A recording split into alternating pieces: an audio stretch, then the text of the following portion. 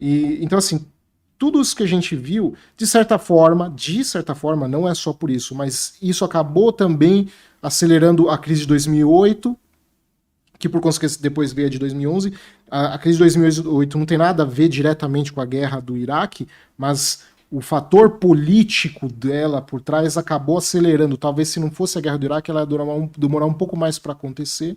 Né? Então, assim, tudo isso foi por causa da guerra do Iraque, é um país insignificante.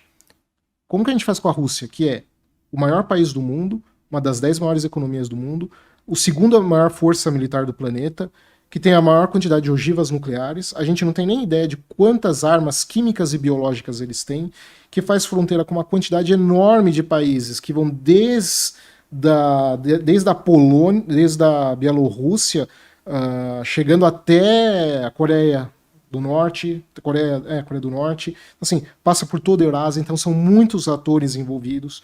Então todos esses países que são vizinhos, qualquer turbulência na Rússia vai acabar afetando eles, né? Então, assim, é um colosso, é um país grande. Então já dá para ter uma ideia de que, ao se tentar isolar esse país do cenário internacional, você vai ter uma série de repercussões, independente de Rússia ganhar ou perder a guerra. Mas se ela perder, é muito pior.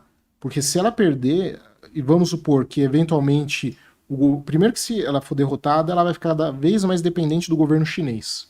O que para o governo chinês é muito bom. Sim. Né? Ganhando, no atual contexto, ela já está meio que no colo do chinês, mas se perder vai ficar pior. E se eventualmente o governo russo colapsar, o que eu não acredito, mas se ela colapsar, você consegue imaginar, desculpa a pergunta, mas tem quantos anos? 36. 36.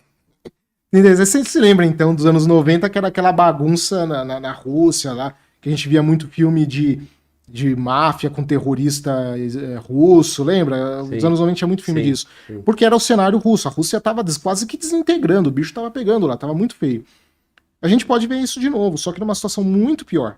Então isso vai a queda eventual de um governo russo vai aumentar ainda mais o extremismo islâmico, pode ter risco de uma guerra civil. Eu tô falando completamente especulativo, porque a gente não tem muita ideia do que vai acontecer. Qualquer pessoa que chega aqui para você, Glauber, falar categoricamente o que vai acontecer, tá mentindo.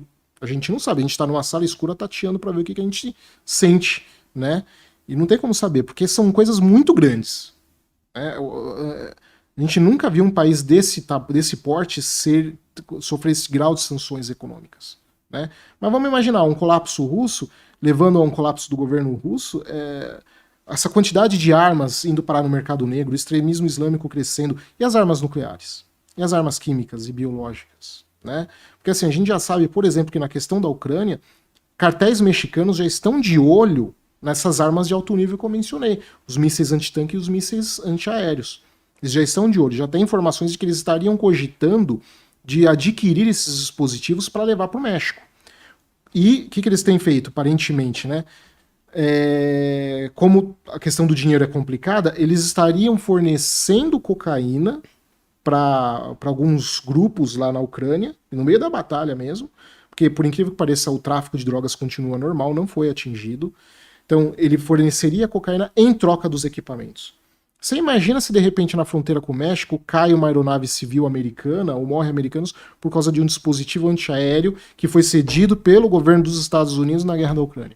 Sim. Você entendeu? É muita coisa. Por enquanto a gente tem mais ou menos, tá, estimados 5 mil dispositivos antitanque americanos, os Javelin, né? E 1.000 dispositivos antiaéreos que são os Stinger.